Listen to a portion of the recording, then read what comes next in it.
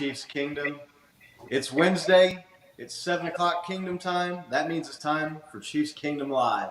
Thanks, everybody who's joining us. Make sure to click that like, hit that subscribe, ring that bell, do all the things that help the show out. We'd appreciate it. We got John B in here already. Welcome, John B, all our other viewers. Got a special guest going to be joining us here soon. Chiefs fan, Johnny B-Sides, Duck Races. He's going to hop on with us and just tell us a little bit about himself and Duck Races, and which I get a kick out of every week, dude. I think they're funny as hell. I love them. I look forward to it, every week when he does them. So if you haven't gone and followed him, I tweeted out a link with his Twitter handle. Go give him a follow. Check out Duck Races. He gives away prizes.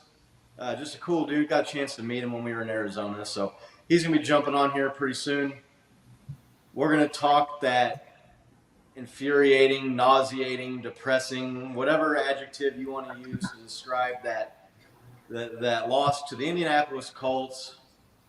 There's a lot to unpack there. We'll get to that. Bad plays, bad coaching, bad refereeing, just bad all around. So we'll get to that. We'll get to that, and we'll also obviously take a look ahead to the game against the Tampa Bay Buccaneers this Sunday. Site yet to be determined. Hoping maybe it gets moved to Minneapolis, which is only about a 5-hour drive from my house. So we'll talk that game. We'll break all that stuff down. So, gentlemen, Nick, Bo, how are you guys doing this evening? It's always a long week when you have to suffer through a loss, right? But then, add a little salt on the wound, throw out my back this week. So it's just been an even longer week for me. And it's even worse because laid up, dude, all I'm doing all week is just watching highlights after highlights. It's just like so brutal. It's, the algorithm just feeds you the most depressing shit it can. And for me, I guess it's the Chiefs losing. So because that's all I had highlights of this week. You're saying it was a back-breaking loss, Bo. Yeah, man. But no, man, in my new spot finally, so that's good. Couldn't be happier to finally be settled in somewhere. Right. How about you doing? How are you doing, Nick? Yeah, all of the above, right? There weren't a lot of highlights from that game that were worth watching, but I have gone through and watched some of the things again, and I couldn't agree more. It was such a devastating loss, such a Chiefs loss, right? Like, I mean, this just harkens back to years of old where we just Colts, man. The Colts, right? So just heartbreaking Colts loss, and then just going in and just shitting the bed against a team that you had no business losing to, and this just it just felt like I don't know, just old dead memories coming back up that weren't good. So it was upsetting. I got a chance to look back at some of the calls, some of the plays, and it kind of my immediate reaction has kind of changed on a couple of things. Scott and I have talked about it, so that's kind of where I'm at. Just ready to get on to the next game. Right. Yeah, it is on to the next game, but we'll get into that loss. It was just brutal. And I thought we had exercised that demon against the Colts in the playoffs a couple of years ago, right? Where the Chiefs get the Colts, and you're like, as a Chiefs fan, we got to play the Colts. I mean, I know we got Patrick Mahomes now. We got to play the Colts in the playoffs, and took care of business. I kind of thought, and this kind of was the same feeling I had in the AFC Championship game last year. Like, I thought we were done with these kinds of losses, these kinds of games with Patrick. But again, Patrick played great, I thought. The line was not protecting, and it's really kind of been an issue the first 3 weeks. Bo, when we were in Arizona, did I or did I not say, man, Patrick Mahomes gets taken too many hits and he's running around too much? Yeah. Well, there's interesting stats to back that up, though, man. He's been, I think he was rushed 33% of all the plays for all the games he's played so far. So it's just 1 out of 3 plays, dude, they're bringing 5 or 6. It's going to look like that all game. and it's working, Yeah. I guess, or it worked. I guess it's not really. Yeah, Well. but he was able. That wasn't really all that good of a Cardinals team, and the Chiefs waxed him. So kind of gets glossed over. Then that the offensive line had issues in the Chargers game, the home opener, but Patrick was able to move around and only took 1 sack. What's that, Nick? I said Johnny's in the lobby. Just okay, yeah, we'll get him in here in a second. So yeah, and so, but you're thinking, well, Chargers got a good defensive line, one of the better pass rushes in the league. The Colts, they've got some good defensive linemen. They've got some guys, Buckner, and the other guy's name is escaping me. But Patrick Mahomes has been taking too many hits, and he's the magician to be able to squirt out of the pocket and keep plays alive. So if you look at the number of sacks he's taken, he hasn't taken a lot of sacks, but he's been pressured a ton and does not look comfortable in the pocket. So you just kind of wonder, did they play maybe 2 or 3 fairly decent, maybe above average defensive lines, pass rushes, or is there concerns with the line, which was kind of what we thought would be a strength coming into the season? Yeah. But as Nick said, we got our guest here. We'll just go ahead and bring him in. Johnny, you with us, bud? You there? What's up, guys? How's it going? What's up? What's up? I hope I didn't miss too much gloom and doom for that game on Sunday. No. We're just starting to break it down. Johnny, how are you, man? Good? Yeah, I'm good. Busy as always. 100 things going on. Obviously the season is always crazy and hectic. I've been to every game so far. Obviously, I saw you out in Arizona, and then I was at the home opener on a Thursday night on a short turnaround, and then I was there, 50-yard line, 6 rows up for a lot of the stuff that you guys were just talking about. Oof. Yeah. No, that was kind of brutal loss. What were your takeaways, just real quick? Well, I mean, obviously the defense came out firing right away. I'm kind of hyped for the defense. Everybody knows that Honey Badger was my boy and all that, and he still is, and I do miss him. But we added Justin Reed, who they played together, in Houston when they were both there, and just with Bolton and Gay and the pieces that we added, with obviously it stinks that McDuffie is going to be out for a few weeks, but I just think we're gelling with Karlaftis and Chris Jones. Obviously, we had the little situation with the flag, but we got at least, I think, 10 sacks, and we're getting pressure.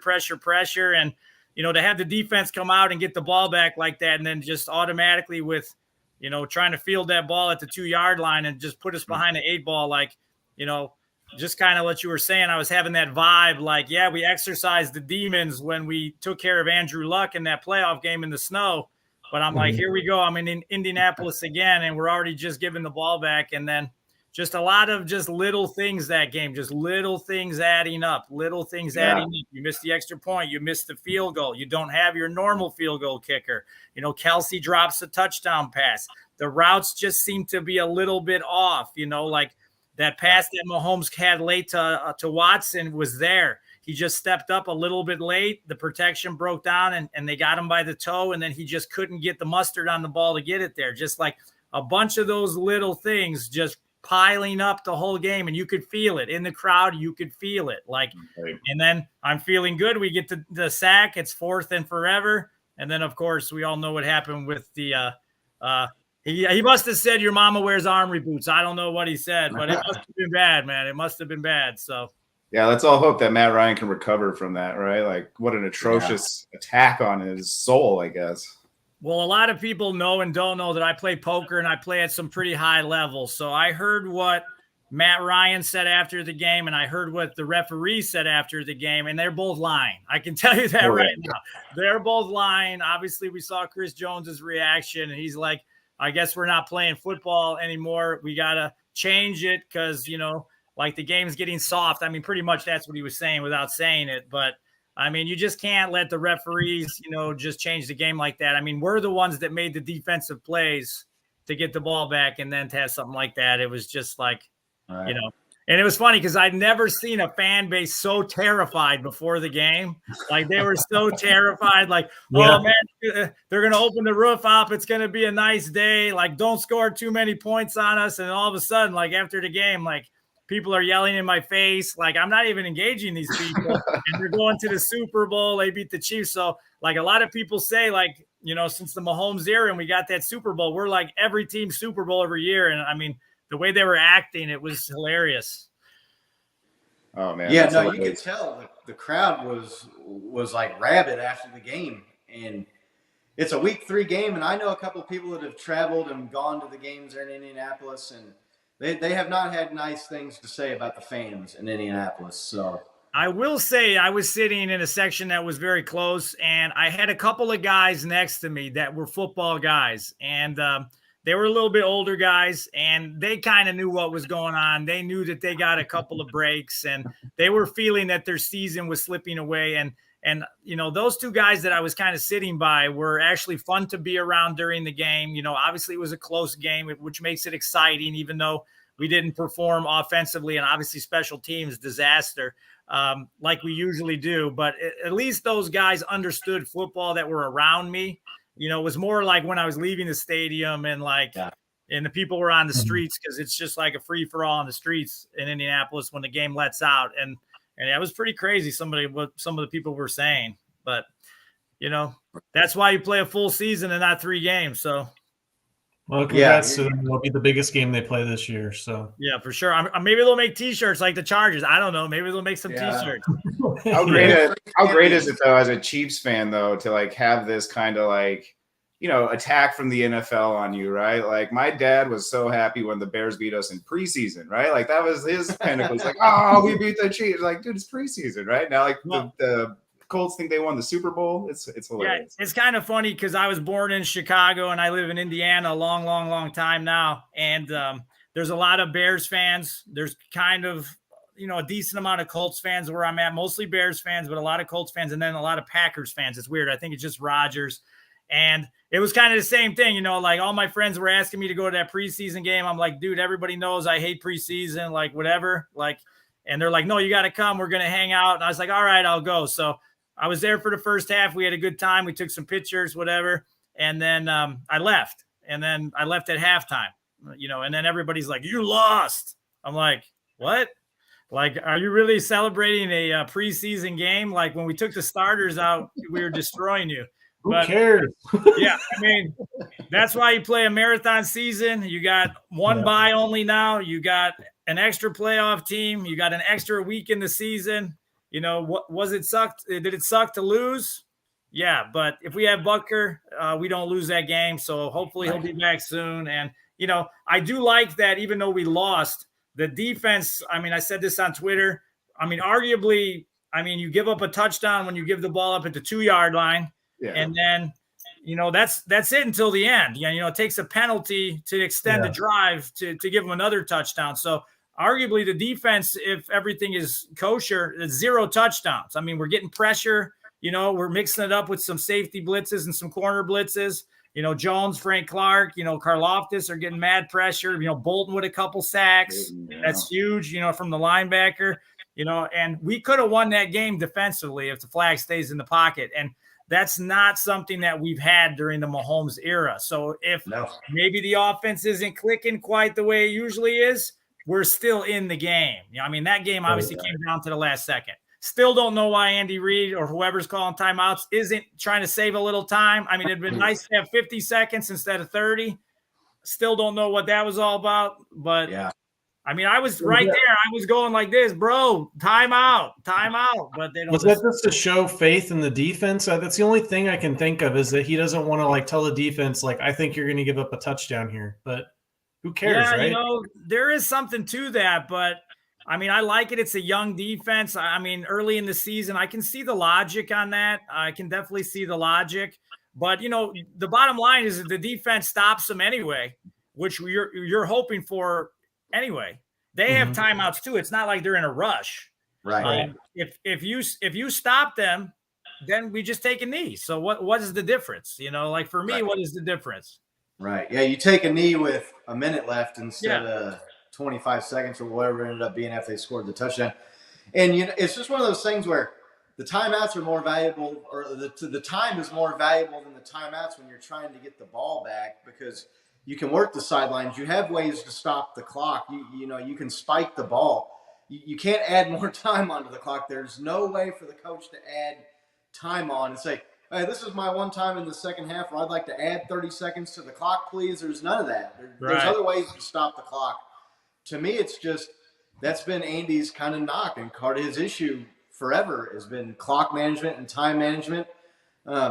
Yeah, and how many times have you seen it where defense plays good, but then you get in those last-minute drives, and it just seems so hard to stop a team on 4 straight downs when they're rushing and they're going no huddle and their backs against the wall. It just seems like the game. We did though. We did though. I mean, I've been begging for this team with Mahomes to go no huddle, just randomly during the course of a quarter, not in a 2-minute drill, not at the end of the game for years. Like, I feel if we did no huddle, kind of like the Chargers were doing to us a little bit in that first game, that the defenses would be sucking wind by the third quarter pretty bad. We don't seem to do it. Was infamous for doing that with the Colts, right? Just running no huddle in the second quarter and just wearing defenses out. I was at the Colts, or I was at the game last year in Cincinnati when, the game was close, and then they just kept giving them all those chances again, and we didn't stop the clock, and then the flags kept coming out. And after they got that Chris Jones flag in the Colts game on Sunday, I was like, I had a serious deja vu, this is going to happen all over again. Like, I did not have a good feeling. That's why I was wanting to save the time to give us a chance. Obviously they just kept throwing the flags in that Cincinnati game. I mean, we stopped them, it seemed like 10 times. Yeah. And then eventually, obviously, they're going to score. But I kind of had that deja vu. I just wish we would have had about 50 seconds. I think it was Pacheco on the kick return. I thought that he could have backed up and let that ball. I think it would have, with the momentum, it would have kicked into the end zone. And then he could have just downed it, and then it would have been no time off the clock there at the 25. I thought that was a little bit of a mistake because he got hit at the 12, but there was a penalty. But I didn't really like that because it did waste a few seconds. I thought that ball would have scooted in the end zone, and if it didn't, then you pick it up. But like I said, just a lot of little mistakes that piled up, and then a couple calls, and that was it. Yeah. Hey, how much time do you have with us tonight, Johnny? I'm good. I'm done now. So I actually got a little early. So however you guys want to keep me on, feel free to do it. If you want me to leave, just say see you later and click me off the window that lights up. No, man, you're good. You're good. No, you're welcome to stay as long as you like, man. I just want to make sure we get to duck races and talk about that a little bit. So just give us an idea. Where did the duck races idea come from? So everybody, obviously we won the Super Bowl. I was there in Miami, with Abs, my girl, and we were there. Awesome. It was fantastic. Just the whole lead up, the partying, Chiefs Kingdom took over basically a whole 3, 4, 5 blocks of downtown Fort Lauderdale, like DJ in the streets with motorcycles and cars. And, it was great. Just the whole thing. And then just to come back, I was on TV after the game. I was actually on TV at both Super Bowls, so that was kind of cool. But the first one, it was after the game when it was all hyped up. And then, you come back, and that was kind of like before everything shut down. It's like the Super Bowl hit, and then not long after that, there's no sports. So everybody's on tilt. The college basketball is getting canceled. Everybody loves March Madness. And that's getting canceled, and, Vegas is shutting down, and everyone is like, what are we going to do? So, I'm just messing around, and I see Big Cat from Barstool doing magnetic horse races. So he's got this old school, 1970s or 80s magnet. He flips the switch. The horses go around the track. And, he's racing and he's calling the race like a horse race. He wasn't very good at calling it. He was all right, but, he was cussing every 2 seconds, whatever. That's not really what I was interested in. At the time where I lived, I have this creek that runs around the whole property of where I lived.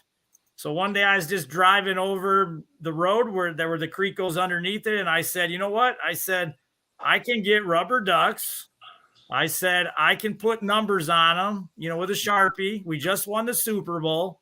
I said, I've got some old extra memorabilia that I got from the games, where I was able to get extra stuff for me and, people that went with me that didn't want it. I said, I'm going to race these ducks call it like a horse race kind of, and, add elements to the Super Bowl season and the players and the nicknames, give away a few things and, see what happens. See if people like it, see if it keeps them entertained. And, I did the first couple races. They were absolutely horrible. Absolutely horrible. But, the first race got something like, 600 views. But I didn't have any followers at all. I wasn't really doing any social media. The only reason I got on social media at all on Twitter was that I actually met Mitch Holtis at the pro shop randomly a Monday after the season finale in 2018. So he was there. It was January of 2019, the 2018 season, and we took a picture. And he said, I need that picture. That's a great picture. We got the jerseys in the back. Nobody's in the pro shop. It's a Monday morning. So I was like, how do you want me to send you this picture? Like, do you want me to text it to you? And I had no social media. And he goes, no, send it to me on Twitter. So, my girl looks at me and she's like she knows I don't have any social media at all. And I was like, sounds good, Mitch. So that's how I got on it. So if it wasn't for Mitch Holtis, I wouldn't have been on Twitter. And I probably wouldn't have done the duck races. Before too long, I had a memorabilia partner, TSC Kansas City, which I still use. Started getting all the artists, and stuff like that. Joe Devine was one of the first. AO, Caitlin, there's a ton of them.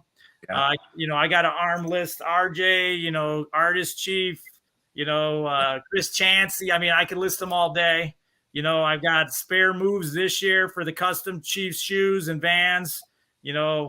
What else? We got T-shirt companies, Charlie Hustle, like Jack Stack. We got Joe's. We got Twisters. We got Johnny's Tavern. I mean, we're just blow up. I'm in like 40 countries. People have said they watched the show, and it's something like 2 million views. That's awesome, man. I think it's something like 260 races now total. So it's been crazy. So I've just kept it going. People still like it. Right now, it's been a little bit tough this season because I don't know how it's been in, other parts. Like I know Kansas City, they weren't getting a lot of rain for a while, but we have had 0 rain. So my creek right now is dry. It's dead. So I've been just doing, replays of some of the good races, but hopefully we'll get some rain here as soon as we get into the season and we can start getting some of these new players in like McDuffie and, Leo Chanel and the Watson boys. I think that would be fun. Furious George in there. Yeah, for sure. I already got a couple calls for him. I've been saving, but I got to get him on the water first. Yeah, awesome. I never expected it to get this big. And not that it's huge, but it's pretty big. Like people will come up to me and say, hey, duck races, ducks line up. It's kind of cool. I take some pictures once in a while, but I met a lot of good people. Like I obviously wouldn't be here right now if it wasn't for duck races. I wouldn't. Have met Chiefsaholic, the guy that dresses like the wolf who I would have never met him if it wasn't for duck races. I would have never met, Caitlin and these artists if it wasn't for duck races. So I'm grateful for it. I try to promote positivity. That's how I've been my whole life. And that's what I'm trying to do here. We got a question in here from Laney R. Do you have to be on Twitter to watch the races? The most of the action is on Twitter. I do have a YouTube channel, but it's like I'm so busy, it's not updated. I think there's about 150 races on YouTube. So if you look up Johnny B-Side or duck races, you'll probably find my ugly mug on there, yelling and screaming at some ducks running down there. At some point, I hope to get it all updated. I think I'm probably going to need some help just because it's so time consuming. Right. And, just trying to get to the games and, hustle a little bit, make a little cash, play a little poker, do all the stuff I love to do and race some ducks. And it's been a grind. I mean, it's a lot of time, but it's worth it.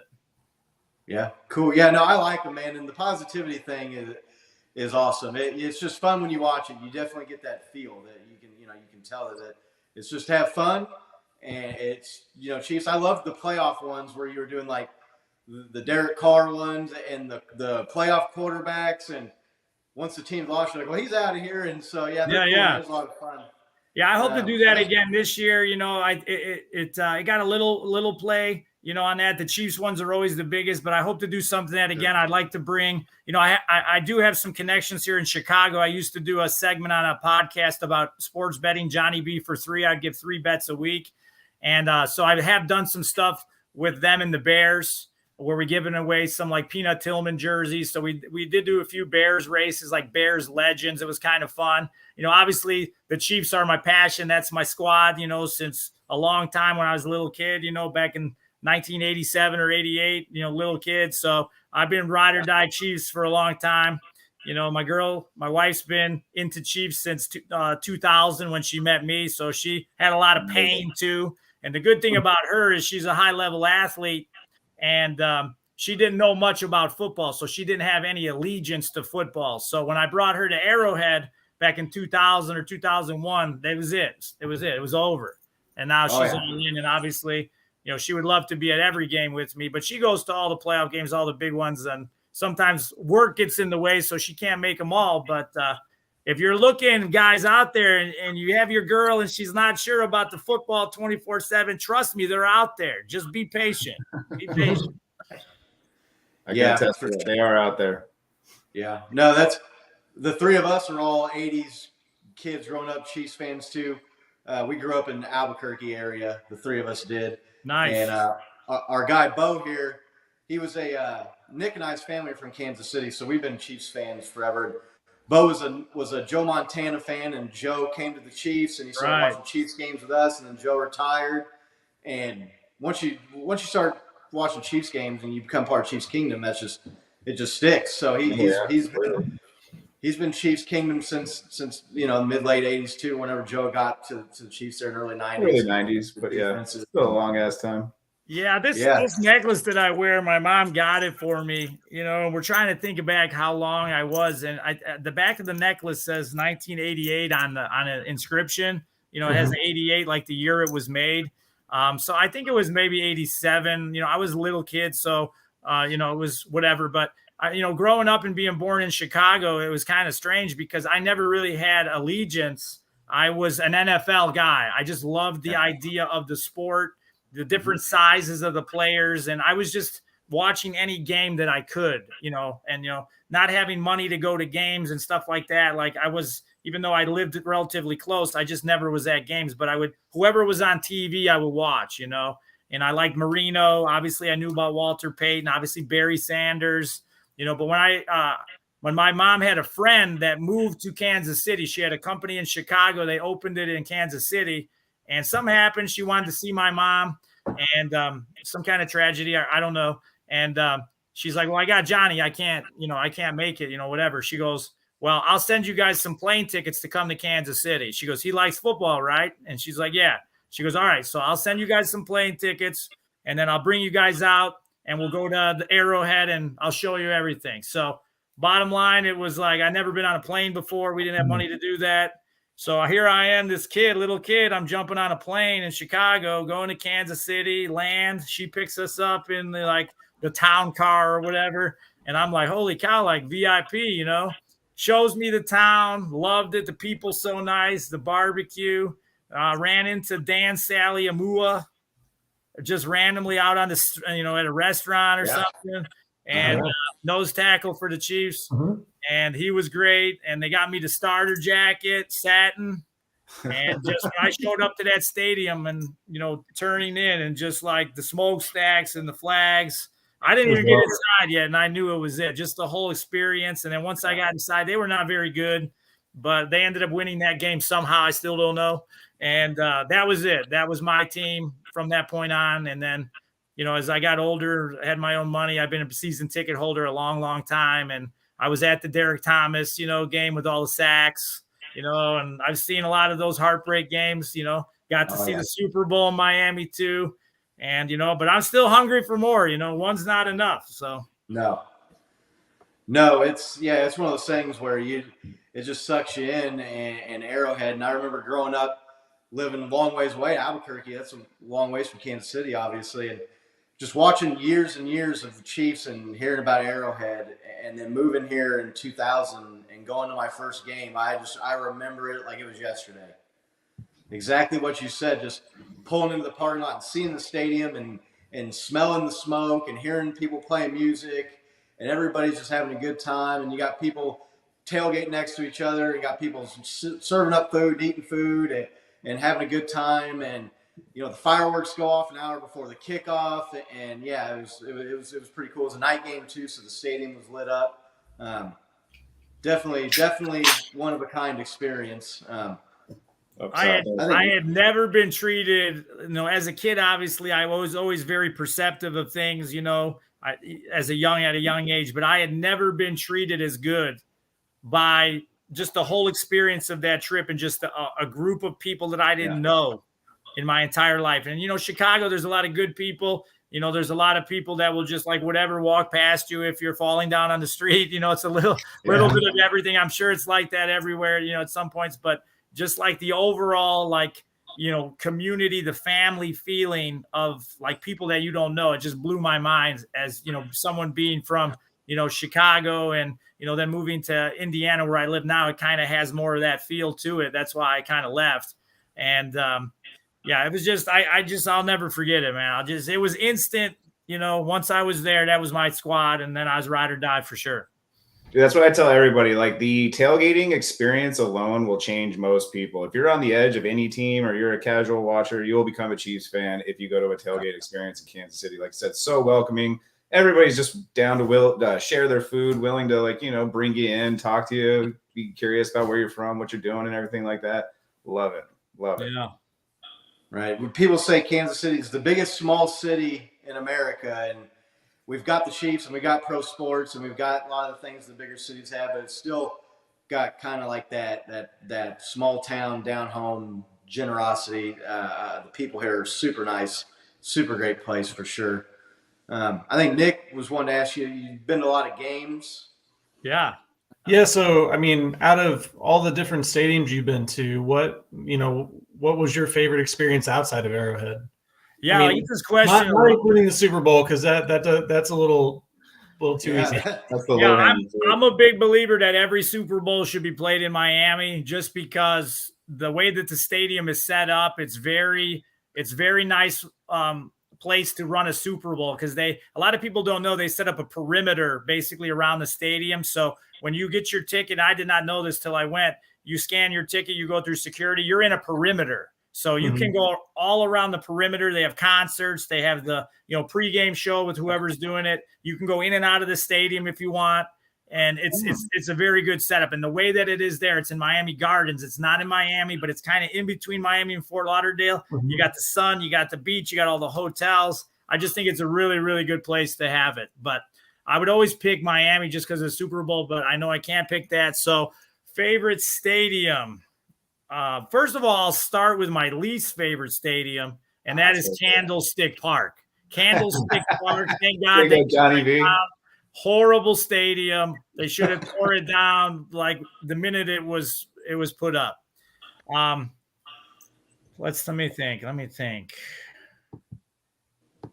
I don't like indoor football that much. I did go to the Black Hole. I was in Oakland one time, and I had a great time there. We won. And the fans were very, mean and screw you and all that.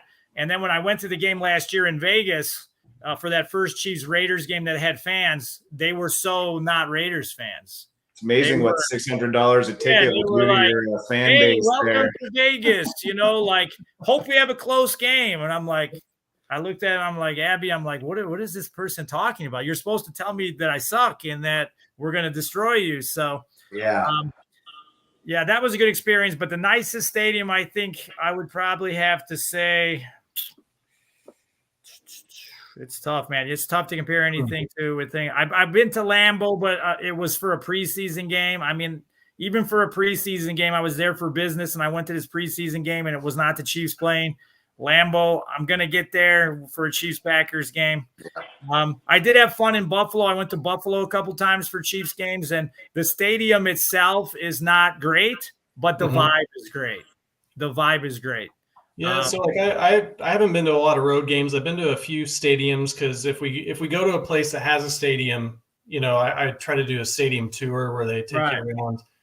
The most recent one that I went to was in Minneapolis a couple of years ago, where we did a tour of the stadium. It was really nice, but I don't know, it felt like a luxury hotel versus like a football stadium, So I feel you there where like the indoor, even with like they have that new stuff that it's like a see-through, so they get the light and stuff, but I don't know. I think that one of the allures of Arrowhead is that it's like still one of the last like real old NFL stadiums, you know? Yeah, and Lambeau kind of has that feel to it. I definitely want to get there for a Chiefs Packers game and just, with they're kind of like the small town vibe, like smaller market vibe, which I think would make for a real good atmosphere for a regular season game. I've been to Jerry World, I'm not going to say it's not, I've been to the new stadium in Vegas. I mean, they're state of the art stadiums, but they have no soul. They just have no heart. That's what I appreciate about Soldier Field, man. Building that new stadium kind of on the bones of the old one. You can still kind of see how big and like you see the old columns and everything of the old stadium. I really appreciate that they kept that part of Soldier Field in there. But yeah, the thing about Soldier Field that's good is like there's a lot of that history, which is good. And when the game's going on, it's it's fine, it's fantastic. But it's such they did not when they updated the stadium and put the modern thing in the top. They did not widen any of the walkways in there, and it is an absolute nightmare in there. If you're trying to get to the concessions or anything like that, it's pretty bad. I mean, Jerry World is something to see. I mean, I had a great time when I was there. This place is huge. The scoreboard is huge. Obviously, the Dallas Cowboy cheerleaders, it's another level of showmanship or showwomanship, I should say. Sorry. And that was a good one. But I mean, Arrowhead, nothing compares to it. I don't want to be a homer. I've been to Qualcomm, when it existed. That was a dump. I didn't like it. Great setting in the mountains there. You had everything, but just the stadium itself, very outdated and just not a real good vibe to it. Always more away people, obviously, because they go for the weather. Like just recently, even in Arizona, like I had, seats in the end zone, and I was about 5th or 6th row in the end zone. So I get in there and you can feel like it's a stadium that they use for other things. I mean, you can definitely feel it. It's not a football stadium that they do concerts sometimes. It's like a big, area that they do all sorts of events. So I'm kind of looking like how do I get to my seat? And I'm like 3 stories up, when I walk in the gate and I'm looking down at the field, it's like sunken into the ground and then the, field's there and it's huge. And I'm like, how do I get down to my seat in the end zone right there? So I go up to an usher and I'm like, hey, like, sorry to bother you. I was like, how do I get down to those seats down there? I got my ticket right here, whatever. And he's like, oh, he goes, you got to go over there, walk around. He goes, there's a State Farm sign right there. And it'll say to the tunnel. I was like, all right. So I go there and literally I had to walk down 3 stories of stairs just to get down to be able to go. And it was like pull out bleachers for that area of the field. I mean, Oh, that's right. They do it because that's where they slide the grass out, right? Yeah, so it was really crazy. Like I just felt like there was ambulances parked down there, like people were gathering. It was just really weird. But I mean, obviously I enjoyed the outcome. And once the game was going on, I didn't really notice it, but it was just strange. Right. Yeah, you talk about not enjoying indoor football. I remember Nick and I went to our first road Chiefs game. It was the Rams when they were in St. Louis. And not only was that indoor football, but that was like it was not very big. It was not nice. The Edwards Jones Dome. And I remember sitting there, and it was like, I looked at Nick and I was like, are we getting ready to watch a movie or a football game? Yeah, you know what I mean? weird. Like it just did not feel at all like an atmosphere for a football game at all. I thought I was getting ready to watch a concert or something. Yeah.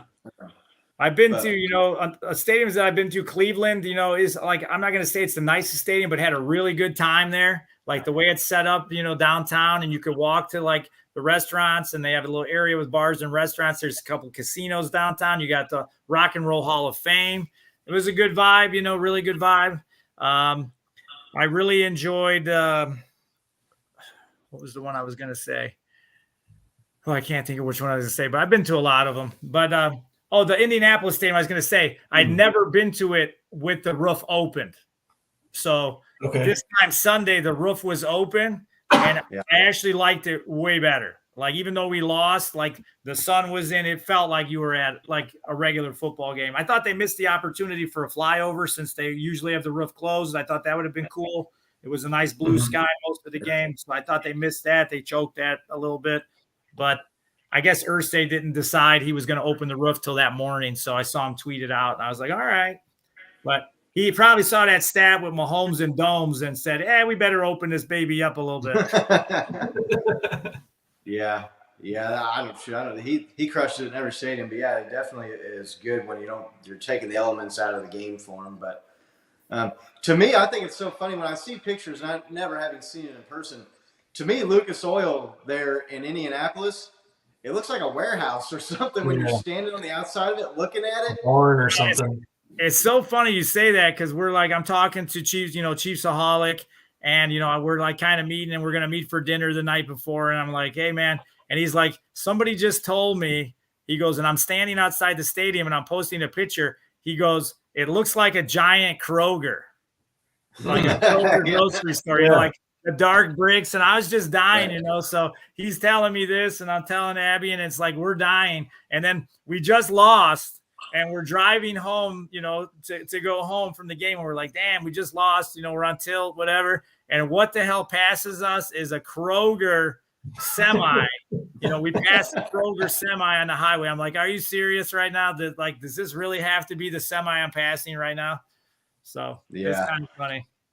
They were taking Matt Ryan back to the freezer, and they're going to freeze him until next week because that dude looks like he was past his prime, past the expiration date. He looked awful in that game.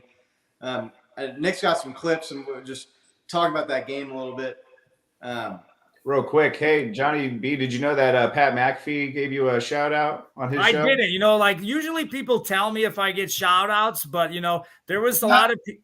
Not directly, man. I was kind of fluffing it up a little bit. But here, I'll play this clip and show you what I was talking about. Just how well you travel is it's amazing, man, because it goes noticed, especially throughout whole Chiefs Kingdom. So here, check this out real quick. There's a lot of Chiefs fans in that stadium. And the home of and I think all the Colts fans are like, oh, this is nice. This is going to be a good game. Yeah. And I forgot about it. I didn't even remember, and I've been a part of it live in Kansas City. We're just sitting there, and this is really nice, good singing. It was a former IMPD detective singing. Oh, nice. Roof's open. Yeah, he was really good. Roof open, window open. Yeah, gorgeous day. It was fucking. And let's go, Colts. This is going to be a good day. It was fucking loud. Damn. Loud, I'm talking. I mean, you looked around. There was a lot of red in there, and I was. Nice. Yeah. I remember watching the Super Bowl on TV, and you could hear it because a lot of times you don't get the anthem on the television broadcast for the game. But the Super Bowl, it's a big production, right? And I remember sitting there watching on TV, and it was home of the Chiefs. And I was like, damn, does that really just happen at the Super Bowl? Because that was the pain, the wait was over, that was a pretty amazing. I mean, I definitely felt like it was about 50% Chiefs fans, about 35%, maybe 30% San Francisco fans, and then just a random weird mix of just people that were at the game just because they were able to go to a Super Bowl. Right. So, I got, I have that on my phone when I recorded it. I have other people, that have it. I've saved, and obviously the professional people that recorded it, saved in my computer, just like, if I have a bad day or something, or it always can be worse, I just like to watch little highlights from that game. But I'll even just watch that anthem or that intro by The Rock, the original intro by The Rock. Maybe we're overdoing it now a little bit every time this guy's coming out. But when he did it for the Chiefs, and the 49ers, that was kind of the first time I'd seen The Rock do the introductions like that. That was pretty cool. So sometimes I just flip that on and just like, all right, like we lost one game. It's all right. We got to better to lose a tough one now than in January. Right. Yeah, that's for sure. Yeah, no, it was a tough loss. We talked about like the poor plays from the special teams, and the kicker, you kind of got to give him a pass because, like you said, if we have Butker, I don't think they go for the fourth down, the fake field goal. I think a lot of that was them not being confident in. And hey, Matt Amendola, the guy was watching games on TV like we were 2 weeks ago. So I don't want to beat the guy up too much. They were in a bad position there. It's kind of unfortunate because he did do a pretty good job against the Chargers. And I thought that Sky Moore handled the punts in that Chargers game on a couple of really tough kicks where their kicker had shanked it or whatever. And there was some tough catches in that Chargers game where he made some really good catches. So to see him, choke 2 in a row like that, obviously the one for the fumble and then the one that he probably should have caught at about the 10 and then didn't, and then it goes back. That was kind of tough. It's, you got to make plays. You got to learn, you can't just show up, 1 week. The season is a marathon. You have 1 week season, 17 weeks in a row, 18 with the bye, and then you start a new season when you make the playoffs. So I wish they would have got Sky in there a little bit more. To maybe make up, a lot of times guys like that, they want to make up for their mistake. And I thought maybe we could have got him in there a little bit more. I really think Justin Watson needs to play more. He might be, other than Kelsey, he might be the best route runner, secret, that nobody knows about on the team. What he did to Justin Jackson, JC Jackson or whatever in the Chargers. That was sick. Twisted him every which way you can and made a tough catch. Those drops that he had weren't easy catches, right? It's just maybe you're right. Maybe it's just an experience thing where he just needs to get out there. They hit him in the hands, but they weren't easy grabs by any means. So the first one that hit him in the, but go ahead, Scott. No, the first one that hit him in the hands, the defender was kind of in his face jumping, and he had out-jumped the defender, but it looked like maybe got a fingertip on it. And the other one that Johnny mentioned earlier, that ball was underthrown because Patrick was kind of getting tripped up there. You'd like to see a guy make those 2 catches, but just go around the horn here. How are we feeling about the receiving core first 3 weeks without Tyreek Hill? Are we feeling confident? Or are we starting to get a little worried? Are they missing Tyreek more than maybe people thought we were going to, Nick? I think it's more about the offensive line play and Patrick being under pressure. He's been under pressure for 3 weeks straight now. It happened in the Cardinals game, but he just had guys open and he was making plays before he took big hits.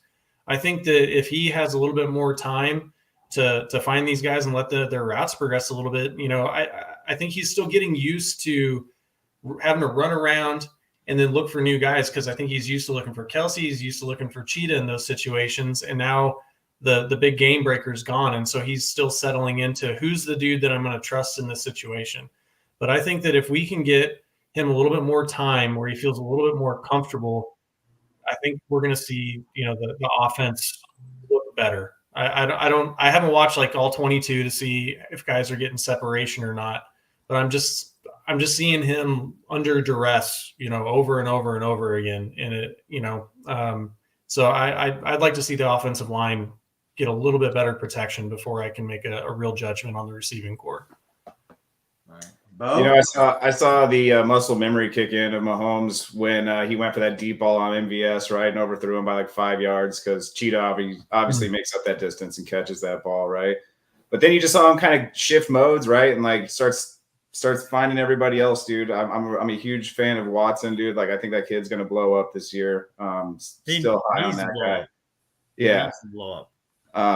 But I think it's just like getting a familiarity thing, man. It's only 3 weeks of like real situations with all these new receivers. You could argue that we're in a better position this year than we were last year at this point in time, but it's still so early. Like I wouldn't even bring that up essentially, but I'm okay with the receiving core, man. I'm liking the distribution. I'm a little worried, like to your point about the O-line, about how much pressure Pat is taking during the game. But that's also the other teams knowing that they're bringing 5 and 6 on 30% of the plays. So it's a little bit of both.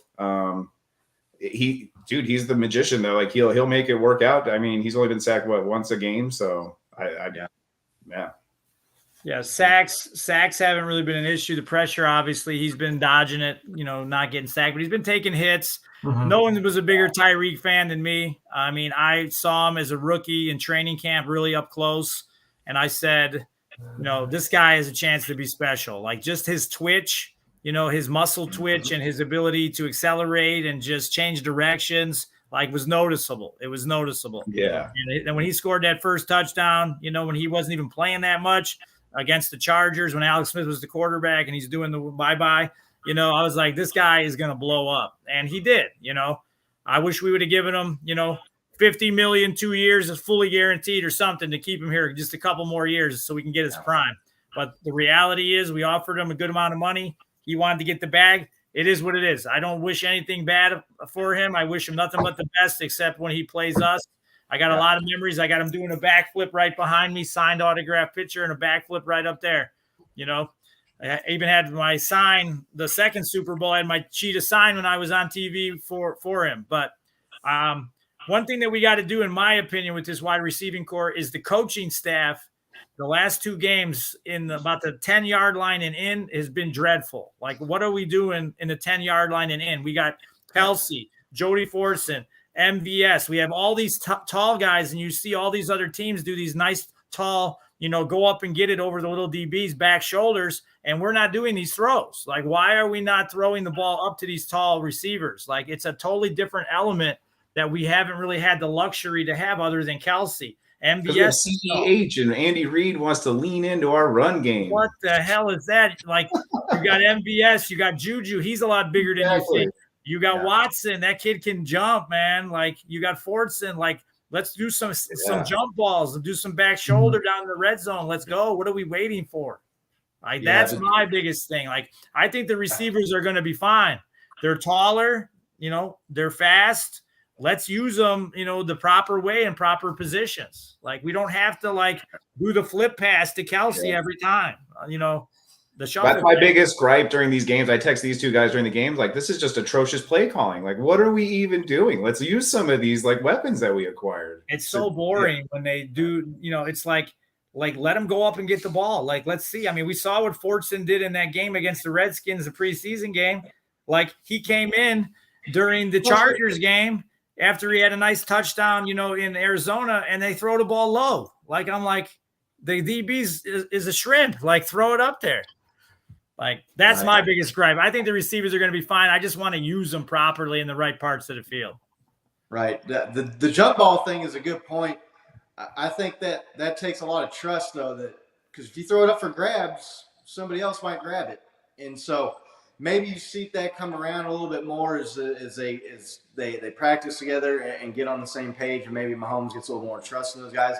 He had a play like that to Fortson in the Arizona game, where he just kind of threw it to a spot and trusted his guy to get there and get it. But I'm a little more worried about the wide receivers than the average fan.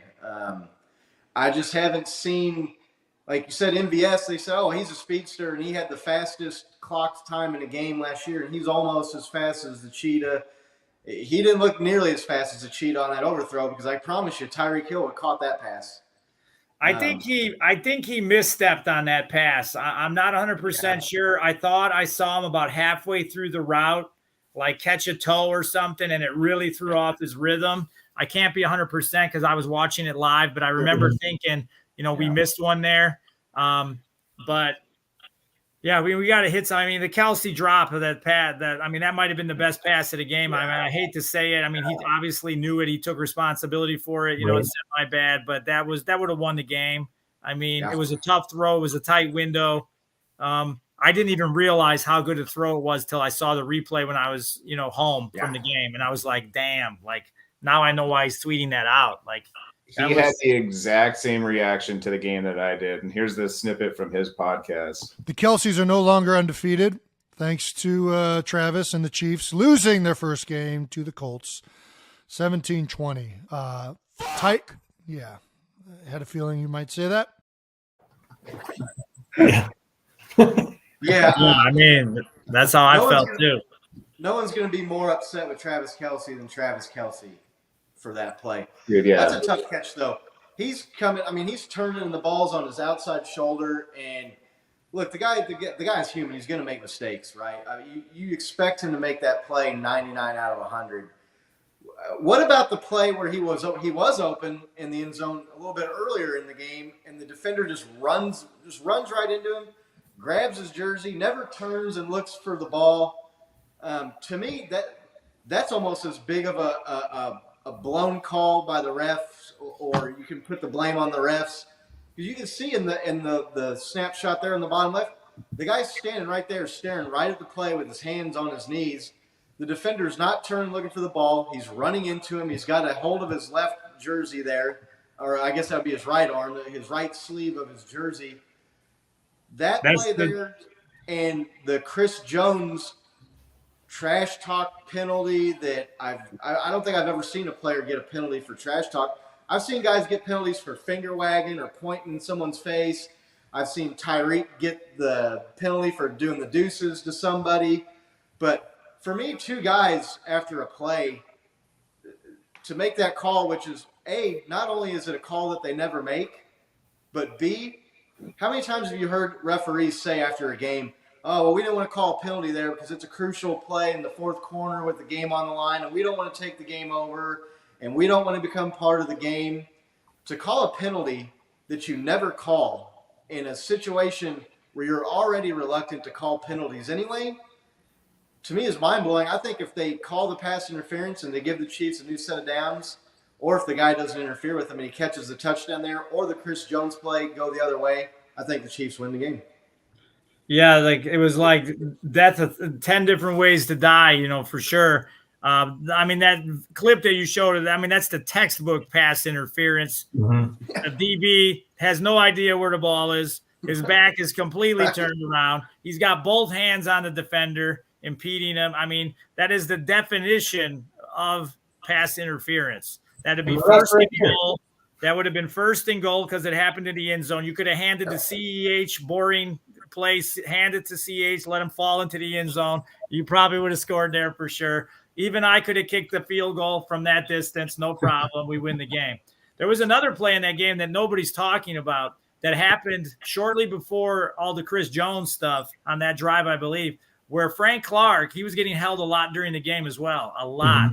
And his sleeve on his arm, they actually tugged it, pulled it, and ripped it off. And his sleeve is just hanging. It's like shredded, but they refuse to call it. But then they're going to not call, defensive pass interference there. They're going to call, a mean words. Conduct. But his sleeve literally got twisted and ripped off. It doesn't make any sense. It has to be consistency. It's like, do these refs not know how games swing? Like you've been reffing these games forever. You know what big swings are in sports, whether it's football or any other sport. Chiefs making plays on defense. You can't give them a reward because somebody said your mother wears army boots. You just can't. Exactly. Yeah, disappointing for sure. And not to absolve the Chiefs of all responsibility because like we talked about earlier, they made plenty of their own mistakes, but it just seemed like anything that could go wrong did go wrong. We do a weekly poll on Twitter. If you want to bring that up, Nick, we'll get a feel for what Chiefs Kingdom, how they felt after that game. Then we'll talk about this game coming up against Tampa Bay on Sunday. The thing that doesn't compute with me, right, is like I've played sports growing up my whole life. Like the competitor in me, it just doesn't make sense that like there was a flag because of mean words. Like taunting, I get. Holding, I definitely get. You know what I mean? Face masks, I get. But like mean words, like I know we're like all about player safety, but is that extending to players' feelings now? Like it's just completely ridiculous. No, it's absolutely ridiculous. Where I grew up, this is like the 5-year-old kids would laugh at this. Like this is ridiculous. Their words, they're not even close to each other. They're not touching each other. They're not doing anything. They're just leaving and they're just exchanging words. Like I don't care what he said to him. I really don't care what it was. It should not be a flag in that situation if nobody's putting hands on each other. Yeah, it hasn't even been like a chippy game either, right? There weren't fights going on. It wasn't a continuation of something that they were trying to get under control. It was just basically Chris Jones saying, I just beat your ass and now we're going to go win the game. And the ref didn't like it. And he said, no, you're not. I'm pretty sure he said how you like that bitch, but I'm not 100%. I'm going to guess that's what he said. But still, that's not it. Was a little more rapey than that to get a flag. Again, look, these are grown men on the field, like sticks and stones, right? I understand if you're in a high school game or a Pop Warner football game, you got kids talking to one another, but grown men on the football field, there should never be a flag thrown for trash talk. The poll here, I was trying to have a little fun with this, trying to cheer Chiefs Kingdom up a little bit. Your reaction to the loss to the Colts. It looks like people were more angry than anything. I myself was more sick after that game. I expected to win the game, man. And I feel like I should have won the game. I don't, and to lose that game, I think with Matt Ryan, I think the Colts are what, a 5-win team this year?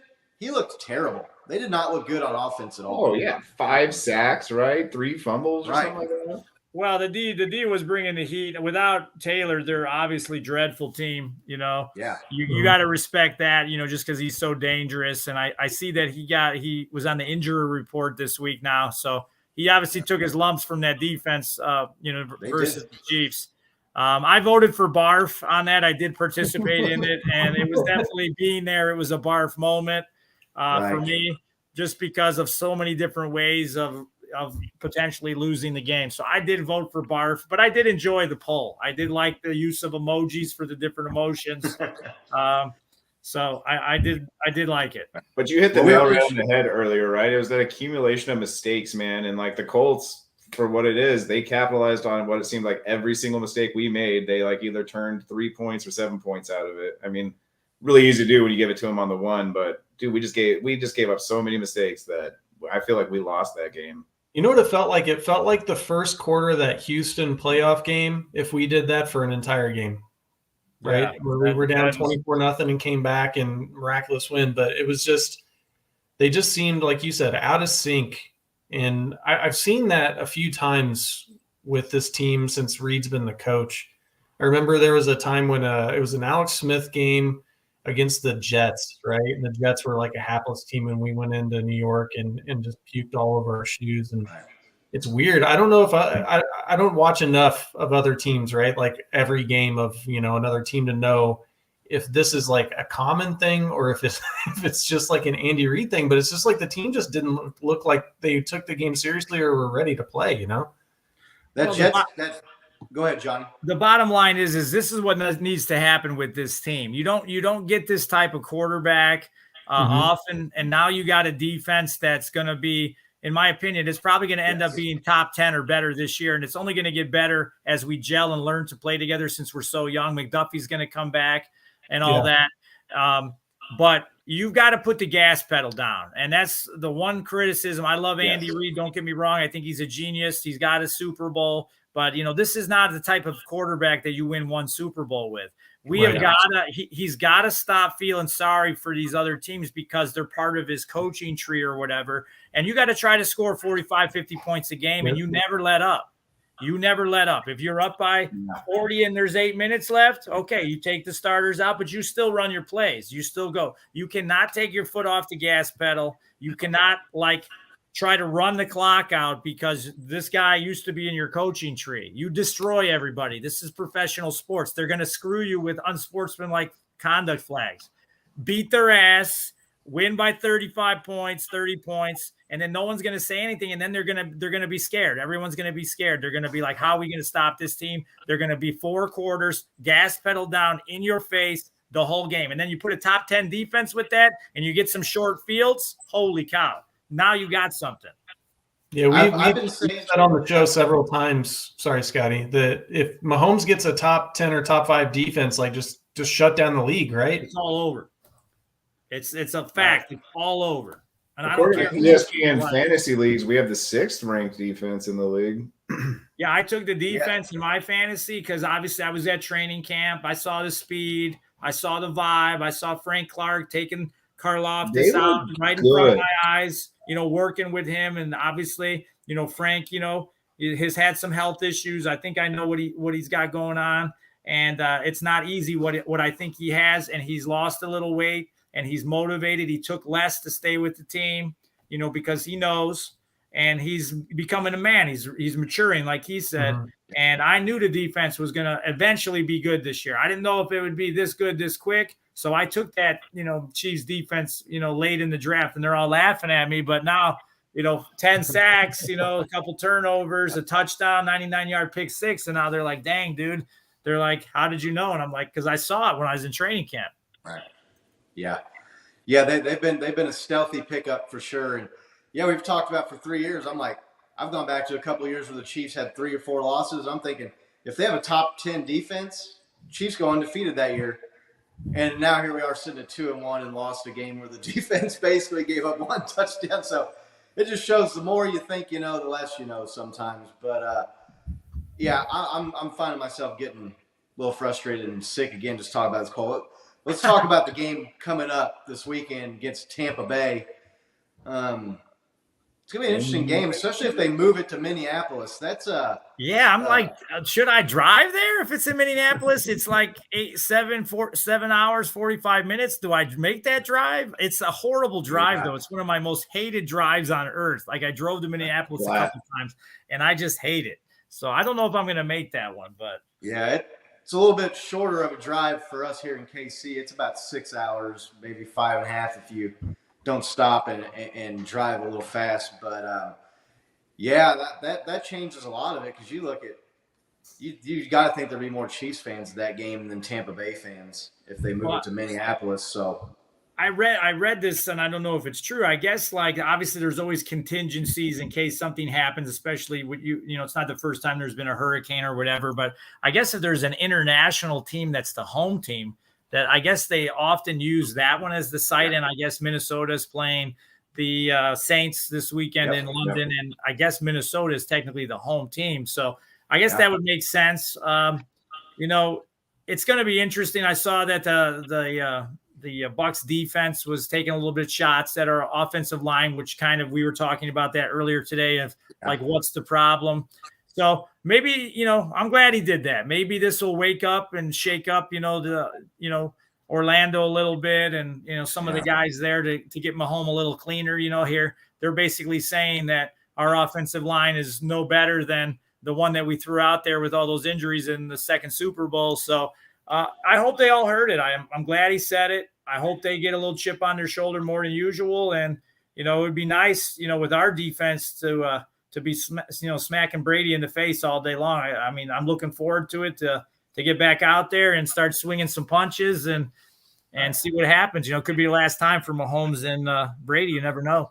Yeah, obviously it's a different roster for both teams, but like, I know as a fan, I'm kind of thinking like, all right, this is gonna be like a little redemption game, like a little of like what could have been almost. Like, let's see what a real O-line and Patrick Mahomes can do against this team. Yeah. Tampa Bay's got a sick defense still. And yeah, I don't know why you'd put that bulletin board material out there if you're Tampa Bay, if you're that defensive lineman. I think I heard Nate Taylor was doing an interview this week from The Athletic, and he was saying that he thinks maybe Orlando Brown's got knee injuries he's dealing with, and Trey Smith, the guard, is got maybe some injury issues. So Trey Smith's got an ankle. I know he was questionable for the Chargers. I know he's been nursing a little bit of an ankle. Yeah, so maybe that's a little bit of what we're seeing. Maybe that's a little bit of the struggles we've seen. But on the flip side, the Chiefs' defense and the pass rush, they should be able to get to Brady. I mean, he was never, even when he was younger, he was never a mobile quarterback. The guy was almost like a statue standing in there. So the Chiefs, you'd think they should be able to get to Brady and pressure him like they got to Ryan and like even Herbert in the second half of that Chargers game. They were getting to the quarterback. They were getting sacks. So, I'm with you, though, Johnny. I think maybe that lit a fire under some of those guys and maybe question their pride or their toughness a little bit. And so maybe they come out with a chip on the shoulder, playing a little harder, wanting to, maybe a little bit of something to prove, wanting to prove those guys wrong there in Tampa. That's a pretty good defense, though, that Tampa Bay's got. I think they were saying something. They've held the opponents they've scored one touchdown or something against that defense in 3 games. So I've got here. Let me throw this up. I got a couple of stats here. So the Bucs have only given up 9 points on defense this year. The problem is they've only scored. Well, they're averaging 9 points a game. Sorry, but they're only averaging 17. So their offense really. I think the Bucs have. You see at the bottom there, they've only scored 4 touchdowns this season through 3 games. So, I mean, if you look at it, like I put the points per game as a push because we're both averaging about 8-point victories. Third down conversions, though, like our offense is doing much better at converting third downs than the Bucs. Their defense slightly has the edge on third down conversions, but our defense is no slouch either. And if you look at the points per game on our defense, like if you were to take out the garbage time touchdowns against Arizona and really the garbage time touchdown against the Chargers, right? I mean, those points were still scored, but they were pretty irrelevant at those points in the game. And just real quick, Nick, the touchdown that they gave up to start the game against the Colts, where they got put 2-yard line. first and goal on the 3-yard line. I mean, True. that's kind of hard to blame. I mean, it's kind of funny that I'm sitting here looking at this, and the least thing I'm worried about is the Chiefs' defense. That's kind of funny. Right. Yeah. Exactly. Yeah, such a different position than last year. Right? Like what is it, 1990s again? Where's Derek Thomas? Where's Neil Smith? I mean, Exactly. So, I mean, and, we've scored 11 touchdowns to their 4. And then you're new here, but we always try to do a joke stat. So I put your QB1 is eligible for an AARP membership. For the Chiefs, it's 2045, and for the Bucs, it's 2027. So I think that gives us a distinct advantage there. That's hilarious. On the QB1. So yeah, they might have to start giving him maybe giving him like 7 points or 8 points for a touchdown, a little bonus senior citizen. Now, was I totally off my brain, like not functioning, or did I see when those lines came out that we were actually a favorite in Tampa? Like I saw the line come out as -1.5 Kansas City in Tampa. Yeah. Is that accurate? I saw -2 too. Really? Yeah. I thought that would be, obviously with the struggles of the offense for Tampa so far, I thought that would obviously be an even game, or even, a -1 for Tampa, just because of the home game and the Brady effect, or whatever you want to call it. But to be underdog or favorites on the road versus Tom Brady, I mean, that's got to be very rare in his career. Yeah, O-line in Tampa, right? Like, aren't they suffering a bunch of injuries, and they're just kind of considering like. That's why Giselle's pissed. They all got hurt. Yeah, I saw that too, because I was kind of wondering. I was kind of thinking, like, I anticipated, like you said, the Chiefs being the road dog here, and I was thinking, I was going to try and look back and find when the last time the Chiefs opened as like not the favorite was, because it seems like they're favored every week for the last 2, 3, 4 seasons. But yeah, they're the favorite, and that you figure that's got to go up if the game's in Minnesota. I think it'll go up, right? I think it'll be -3 minimum if it goes to Minnesota. Yeah. I mean, I was hoping to have Bucks -1. I could like tease the Chiefs like +3.5 with maybe another team, and I was like, dang, like a field goal plus a field goal, like with the Bucks not scoring. But now they're trying to mess up my betting. What the heck, NFL? Yeah, many people are taking them up on that. What's the alternate stadium if it's not Minnesota? Is it New Orleans? I heard New Orleans. I was looking at all the teams that were away, and that were away from the storm, and I'm like, hey, why not Cleveland? Let's put it up in Cleveland. That's I can get there pretty quick. Like, let's just throw that game in Cleveland. Grass field, nice grass field, why not? I don't think they have any at Arrowhead this weekend. They could just have it at Arrowhead. Yeah, I mean, I'm definitely going if it's at Arrowhead. I'd be good with that. But no, I read earlier, I hate to even mention, give them a shout out, Pro Football Talk, but I saw something from them. They were saying that it's been determined that Minneapolis would be the site of the game if it's moved. Like they've decided that. So, fingers crossed on that. I might have to gas the car up. I don't know, man. It'll go to 50-50 real quick for me if it's in Minnesota. If depending on how hard it is to get tickets, because I know I was talking like to Chiefsaholic, and he's like he's supposed to be in Tampa, and he was like asking me if I was going to go to Tampa, and I was kind of hemming and hawing, and I don't know, like I probably couldn't have done both going to Tampa and the Monday night game at Arrowhead versus the Raiders coming up. So I said, dude, I'm not gonna make it to that Tampa, and so I didn't book any of the stuff. And then obviously all this happened, and I'm like kind of thankful. Obviously I didn't, but now if it gets moved to Minnesota, I might have some pondering to do. Right. And I think a lot of that line has to do with the Buccaneers' struggles on offense. Mm-hmm. Chris Godwin's hurt. They had to sign Cole Beasley midweek before the game last week. Mike Evans had it suspended. He'll be back for this game, but he missed it. He had suspension. Leonard Fournette has not looked good. Their running game has not looked very good this year. They've been pretty anemic on offense. And the Chiefs, even though they only scored 17 points against the Colts, they moved the ball. The Chiefs are going to move the ball. Yeah, there was yards. There was definitely yards there through the Yeah. air, and that even includes the drops and the Sure. and the couple missteps like we talked about in the MVS. I really feel like there was a misstep there.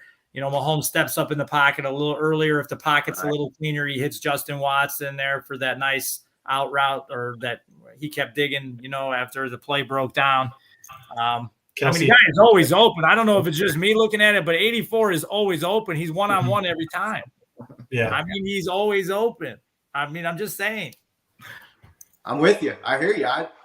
I think they're wanting to spread the ball around, and maybe they're trying to do that a little bit too much. If the guy's open, throw it to him. Who cares if you throw it to him 10 times in a row? If he's open, throw it to him 10 times in a row. I'd throw it to him 100 times in a row if he's open 100 times. But, yeah, it's going to be an interesting game. That the whole Tom Brady versus Patrick Mahomes thing is starting to get old. Like, I don't – people say, oh, Tom Brady's a GOAT.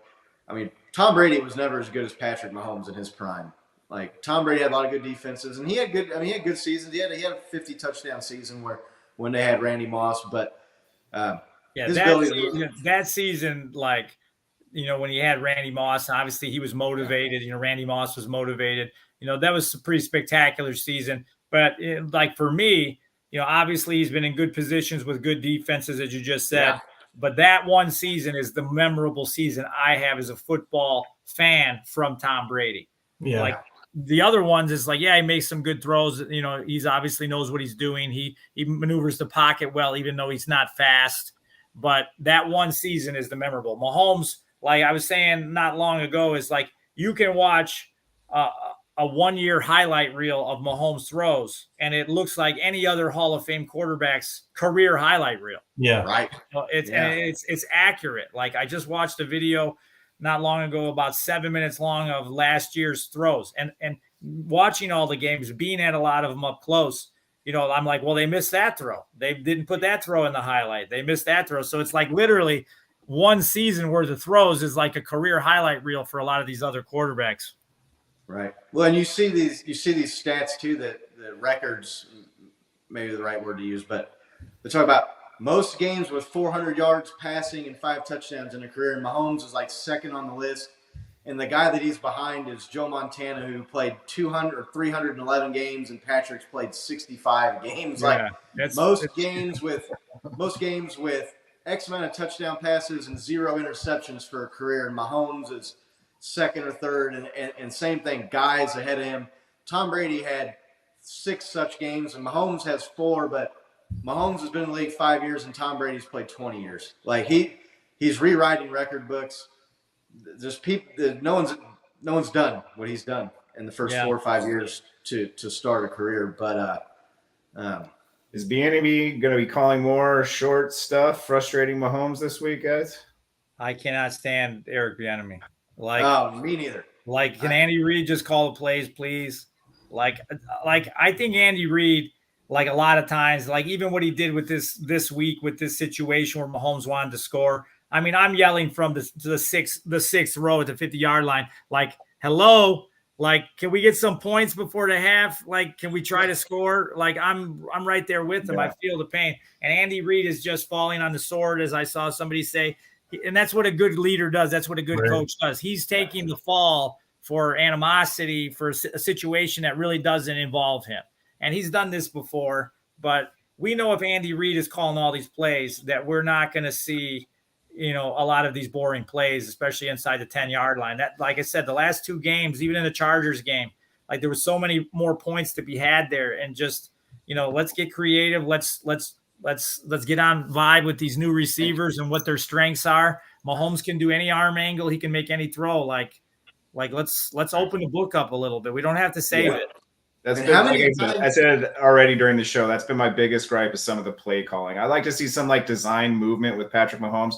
I feel like some of the best plays we see is when he's scrambling, right? So let's just have that by design. Let's get the defense feel like he's scrambling already. Some bootlegs, you know what I mean? Just get him moving on the run, get the defense, a little confused and everything like that. But and then he's always like, see more of that if this pressure keeps up. on him. Well, he's like not the guy. He's not the guy that they design runs for. But when he needs to run, he times it well. So if you're rolling out on some bootlegs, say at the 20-yard line, he can make a 20, 25-yard laser, no problem. Yeah. And if they all panic and open up like the Red Sea, I mean, he can just walk 10 yards, slide. He can decide if he wants to try to score. I mean, he did that last year in what was the playoff game against the Bills, I believe, when he tiptoed down the sideline in that early in that game and, went for the pylon. Obviously, he took a little bit more of a risk there because it is a playoff game, but there's so many options, And if you do that a couple of times, then it's going to have to keep the pass rush for the opposing team honest. They're going to have to worry about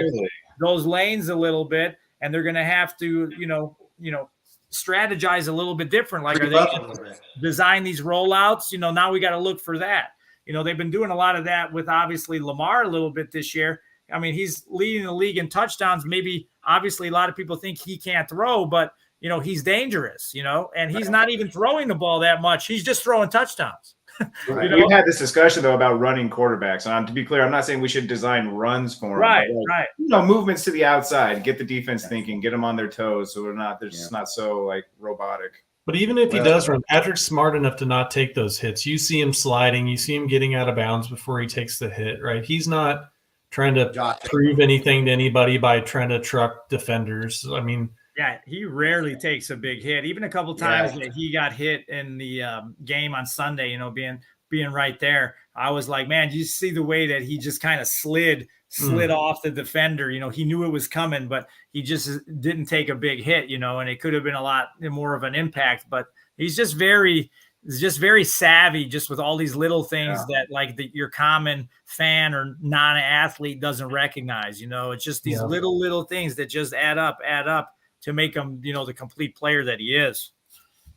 Right. Well, with the pressure that he's experiencing, if they've got some injuries on the line and the line is having a hard time holding up, I think you'll see more of those plays to get him out, get him moving, get him back, get him mobile. And like you're talking about, get him out. And I don't want to see Patrick Mahomes running. He like you're just talking about, he's smart with the ball. He's smart when he runs. He's not like Josh Allen where he's lowering the shoulder on guys in the fourth quarter up 24 points in a game that's already over.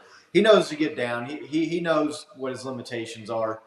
And that makes the defense creep up a little bit more and worry about, man, we can't drop 5 or 6 or 7 guys 10, 15, 20 yards into coverage if he's burning us for 10, 15-yard chunk plays and moving the chain. So I think not only would it keep him upright more and play to his strength, but I also think the defense got to start respecting it a little bit more, creeping up, and maybe you see some softer coverages and some guys closer to the line of scrimmage instead of cherry picking, playing 50 yards downfield, trying to stop the deep passes that we've seen them do this year. And their teams are still doing that even this year with Tyreek gone more than I think. I know as I, as a fan, expected. I think the team maybe was caught off guard or maybe was expecting a little bit more traditional coverages from defenses. So I've actually seen a little bit of that, live at all 3 of the games. And it was very interesting to me as well.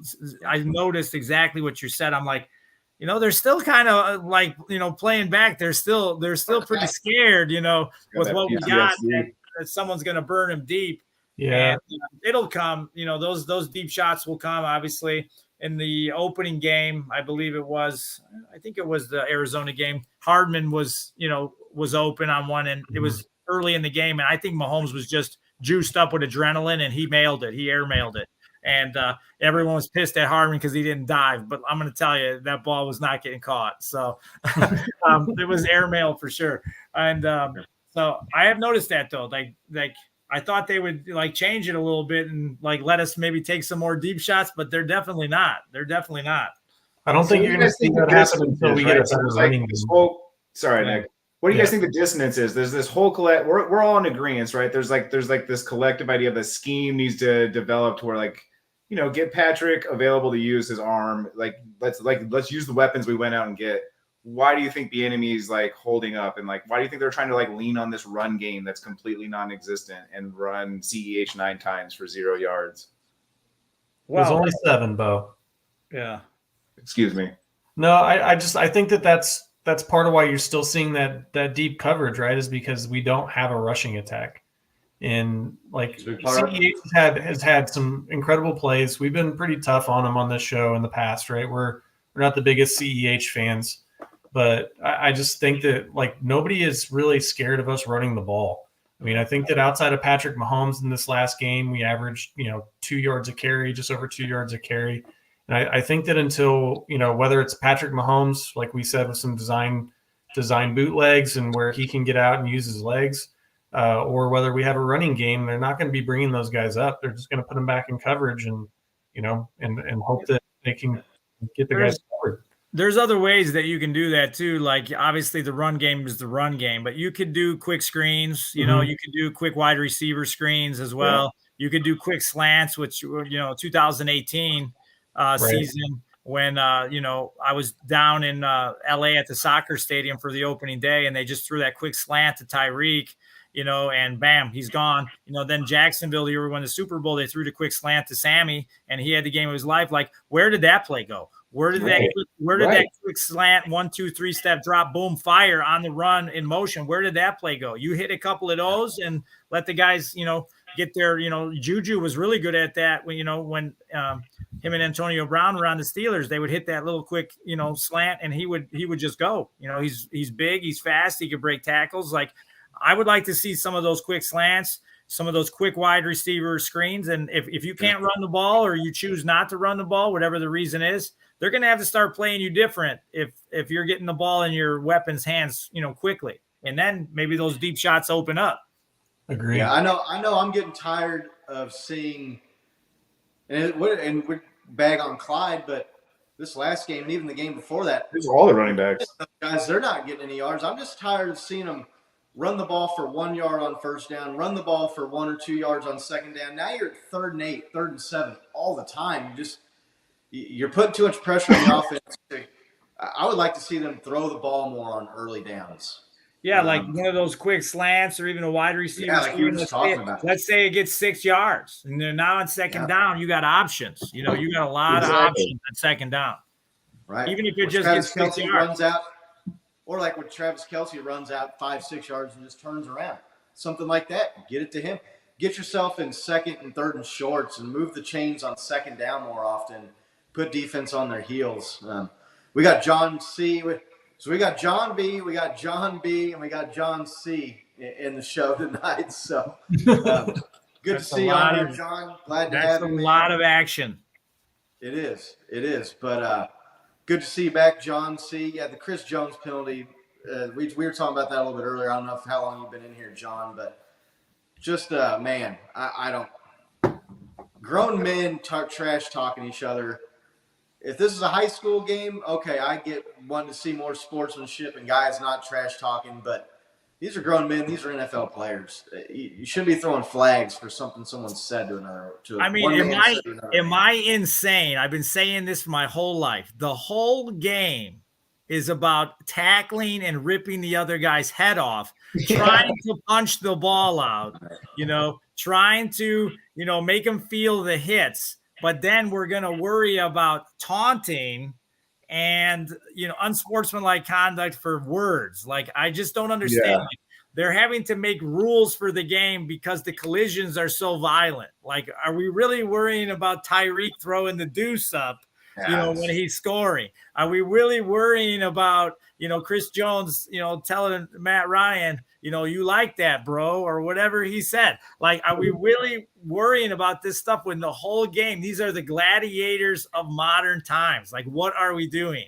Like, it can't all be the perfect system to make everybody happy. Like, let's play. If you want to watch, you watch. If you don't want to watch, it's too violent, then, go watch ice skating. I don't know. Yeah. So full disclosure here, during the game, after the game, I was upset because I was just like, dude, like, why even put yourself in that position, Chris, right? And then what I realized, I was talking to Scott about this earlier. I watched it again, but I watched it at full speed. It was nothing. It wasn't like he was jawing for 15 seconds and the refs told him to stop 2 or 3 times. It was literally like they got up, he said something, and then the ref threw the flag. It was that quick. And I just cannot believe that he could have I mean, outside of look, there's certain things that you could probably see that you should definitely get fined, right? I mean, there's racial slurs, there's things that you definitely shouldn't allow people to say, but outside of that stuff, there's nothing he could have said that I think deserved a penalty in that situation, especially when it turned the tide of the game, right? Yeah. You know who I blame, Nick? I blame Tony from the Locker Room Ranks. He hopped in our fucking podcast last week, started calling it a trap game, right? Started throwing that fucking juju out there, started talking about refereeing, and then I said the stupidest shit. I was just like, I've been okay with the refereeing this year, right? And I was going to say that, Bo. I'm blaming you because you were talking last week about how good the refs have been doing. So. I'll take this one, right? So here's what I'm doing. This isn't a joint. This is some sage, right? I'm going to burn this juju out of my house, dude. Get this out of here. I will say it's my fault. I put a little thing out on Twitter, and here's why it's my fault. So the year that we won the Super Bowl, underneath my Mahomes jersey, I wore the MV Pat T-shirt where I cut the sleeves off. So I always like to have a shirt under my jersey.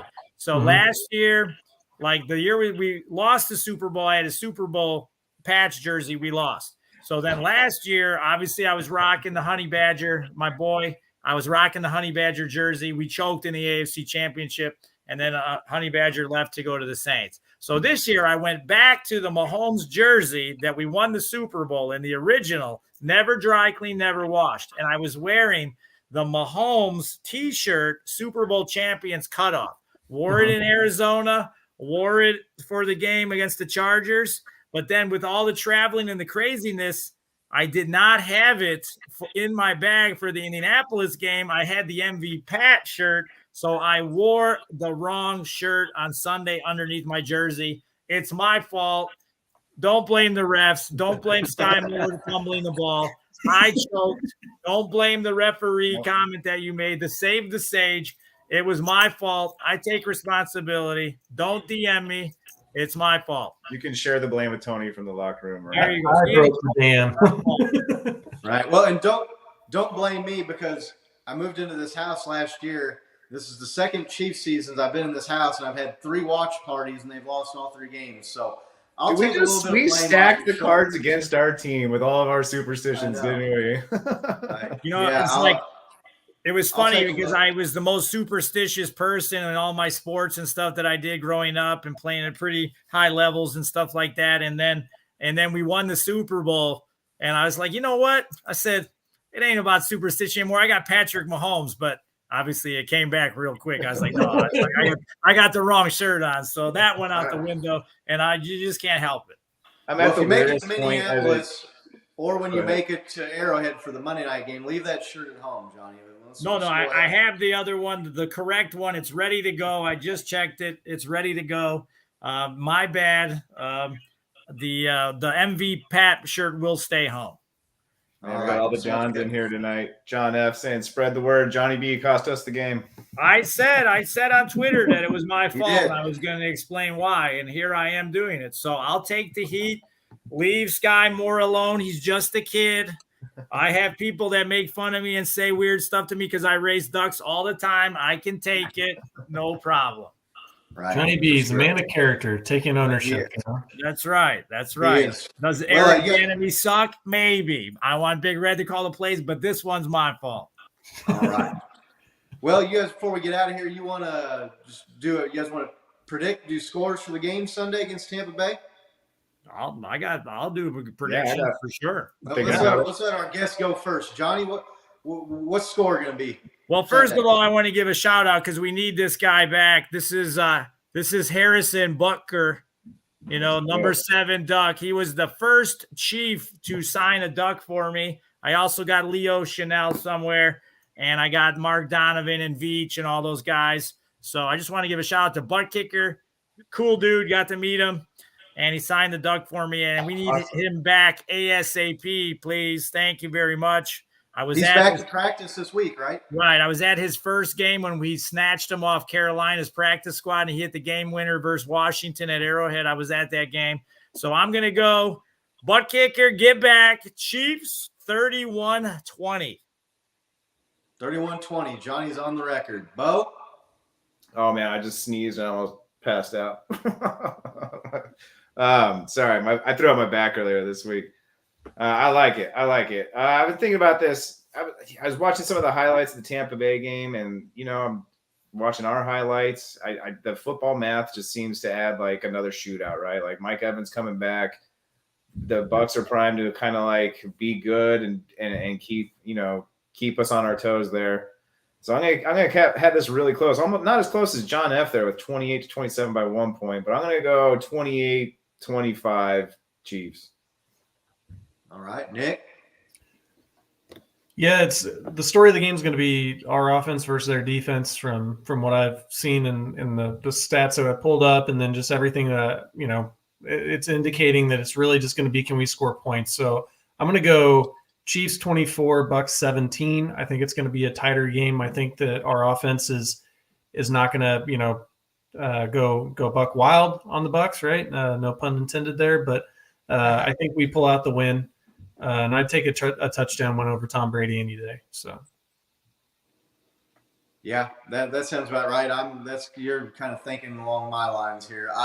I'm gonna pick. I just don't see the Chiefs losing this game in second game in a row.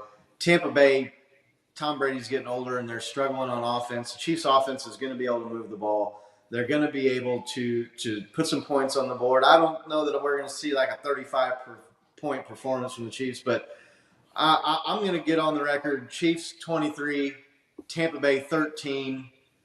But that's where I'm feeling. I didn't look at the over/under on the score for this game, but I think if the Chiefs can score in the 20s, they'll get it. With the way the defense has played, like Johnny was saying, they've been solid this first 3 weeks of the season. Tampa's struggling on offense. I don't think the Chiefs are going to need to go out and score 40 to win this game. So I'm on the record. I'll go down 23-13. Keep an eye out, Chiefs Kingdom. If the game's moved to Minneapolis, that's only about a 5 or 6 hour drive from the KC Metro, depending on what part of town you live in.